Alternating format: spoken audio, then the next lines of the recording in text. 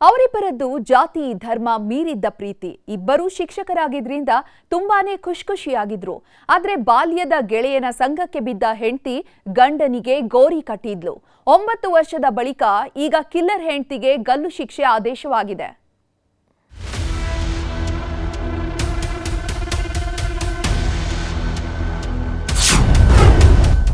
ಗಂಡನ ಪಾಲಿಗೆ ಶಿಕ್ಷಕಿಯೇ ಆಗಿದ್ದಳು ಹಂತಕಿ.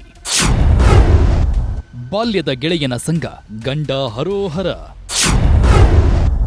9 ವರ್ಷದಿಂದೆ ಮರ್ಡರ್, ಹಂತಕಿ ಹೆಂಡತಿಗೆ ಗಲ್ಲು. ಈ ಹೆಣ್ಮಗಳ ಬಾಳಿಗೆ ಆ ಭಗವಂತ ಕೇಳಿದ್ದನ್ನೆಲ್ಲ ಕೊಟ್ಟಿದ್ದ. ಪ್ರೀತಿಸಿ ಮದುವೆಯಾದ ಗಂಡ, ಮುದ್ದಾದ ಮಗ, ಗಂಡ ಹೆಂಡತಿ ಇಬ್ಬರಿಗೂ ಸರ್ಕಾರಿ ಕೆಲಸ. ಬದುಕು ಅನ್ನೋದು ಬಂಗಾರದಂತಾಗಿತ್ತು. ಆದ್ರೆ ಬಾಲ್ಯದ ಗೆಳೆಯನ ಸಂಘಕ್ಕೆ ಬಿದ್ದವಳು ಸುಂದರ ಸಂಸಾರವನ್ನೇ ಸರ್ವನಾಶ ಮಾಡಿಕೊಂಡಿದ್ಲು. ಸೀದೋಗಿರೋ ಬೋಂಡಾದಂತಿರೋ ಈತನ ಹಿಂದೆ ಬಿದ್ದವಳು ಗಂಡನಿಗೆ ಚಟ್ಟ ಕಟ್ಟಿದ್ಲು. ಗಂಡನ ಕೊಂದು 9 ವರ್ಷ ಆರಾಮಾಗಿ ಓಡಾಡ್ಕೊಂಡಿದ್ದವಳಿಗೆ ಈಗ ಮರಣ ದಂಡನೆ ಶಿಕ್ಷೆಯಾಗಿದೆ.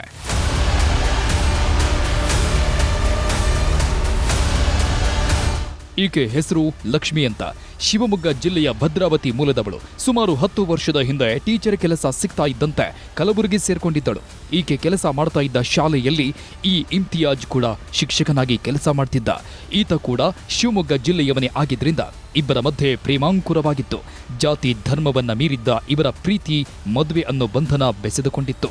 ಒಂದು ಮಗು ಹುಟ್ಟುತ್ತಾ ಇದ್ದಂತೆ ತನ್ನ ತಾಯಿಯನ್ನ ನೋಡ್ಕೊಳ್ಳೋರಿಲ್ಲ ಅಂತ ಲಕ್ಷ್ಮಿ ಭದ್ರಾವತಿಗೆ ಟ್ರಾನ್ಸ್ಫರ್ ತಗೊಂಡು ಬಂದಿದ್ಲು. ಈ ವೇಳೆ ಬಾಲ್ಯದ ಸ್ನೇಹಿತ ಕೃಷ್ಣಮೂರ್ತಿ ಅನ್ನೋನ ಮನೆ ಪಕ್ಕದಲ್ಲೇ ಲಕ್ಷ್ಮಿ ಬಾಡಿಗೆ ಮನೆ ಸೇರಿದ್ಲು. ಯಾವಾಗ ಬಾಲ್ಯದ ಗೆಳೆಯ ಗೆಳತಿ ಹತ್ತಿರವಾದ್ರೂ ಇವರನ್ನ ಹಿಡಿಯೋರೇ ಇಲ್ಲದಂತಾಗಿತ್ತು. ಹೆಂಡತಿಯ ಕಳ್ಳಾಟ ಜೋರಾಗ್ತಿದ್ದಂತೆ ಇಮ್ತಿಯಾಜ್ಗೂ ಗೊತ್ತಾಗಿ ಹೋಗಿತ್ತು. ಹೀಗಾಗಿ ಹಲವು ಬಾರಿ ಬೈದು ಬುದ್ಧಿ ಹೇಳಿದ್ದ. ಆದ್ರೆ ಲಕ್ಷ್ಮಿ ಮಾತ್ರ ಕೇಳೋ ಸ್ಥಿತಿಯಲ್ಲಿ ಇರಲಿಲ್ಲ.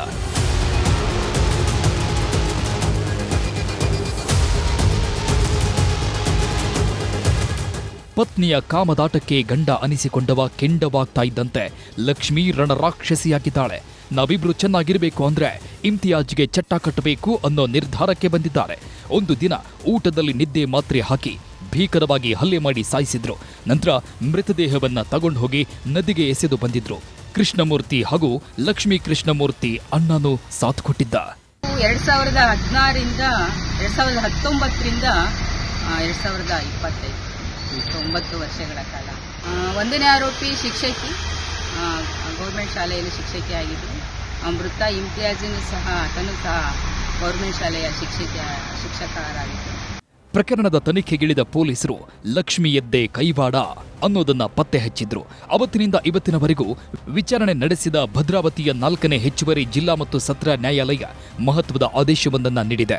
ಗಂಡನನ್ನ ಕೊಂದ ಲಕ್ಷ್ಮಿ ಹಾಗೂ ಆತನ ಪ್ರಿಯಕರ ಕೃಷ್ಣಮೂರ್ತಿಗೆ ಮರಣ ದಂಡನೆ ವಿಧಿಸಿದೆ. ಸಾಕ್ಷಿ ನಾಶಕ್ಕೆ ಸಹಕರಿಸಿದ ಶಿವರಾಜ್ಗೆ 7 ವರ್ಷ ಜೈಲು ಶಿಕ್ಷೆ ವಿಧಿಸಲಾಗಿದೆ. ಅಷ್ಟೇ ಅಲ್ಲ, ಮೃತ ಇಮ್ತಿಯಾಜ್ ತಾಯಿಗೆ 10 ಲಕ್ಷ ಪರಿಹಾರ ನೀಡುವಂತೆ ನ್ಯಾಯಾಧೀಶರು ಆದೇಶ ನೀಡಿದ್ದಾರೆ. ಕೊಲೆ ಪ್ರಕರಣ 2016ರಲ್ಲಿ ಒಂದು ಕೊಲೆ ಪ್ರಕರಣ ಆಗಿತ್ತು. ಅದು ಆರೋಪಿ ಲಕ್ಷ್ಮಿ, ಕೃಷ್ಣಮೂರ್ತಿ ಮತ್ತು ಶಿವರಾಜ್ ಅಂತ ಹೇಳ್ಬಿಟ್ಟು ಇವರು ಮೂರು ಜನರ ಮೇಲೆ ಮಾನ್ಯ ನ್ಯಾಯಾಧೀಶರು 1 ಮತ್ತು 2ನೇ ಆರೋಪಿಗೆ ಮರಣ ದಂಡನೆಯನ್ನು ವಿಧಿಸಿದೆ. ಒಟ್ನಲ್ಲಿ ಗಡ್ಡಪ್ಪನ ಸಂಘ ಬೆಳೆಸಿದವಳು ಗಂಡನನ್ನೇ ಕೊಂದು ಹಾಯಾಗಿ ಓಡಾಡಿಕೊಂಡಿದ್ಲು. ಆದರೆ ಕಾನೂನಿನ ಮುಂದೆ ಯಾರೂ ತಪ್ಪಿಸಿಕೊಳ್ಳೋದಕ್ಕಾಗಲ್ಲ ಅನ್ನೋದನ್ನ ಈ ತೀರ್ಪು ಸಾಬೀತು ಮಾಡಿದೆ. ವಿನಯ್ ಪುರದಾಳು, ನ್ಯೂಸ್ 18 ಶಿವಮೊಗ್ಗ.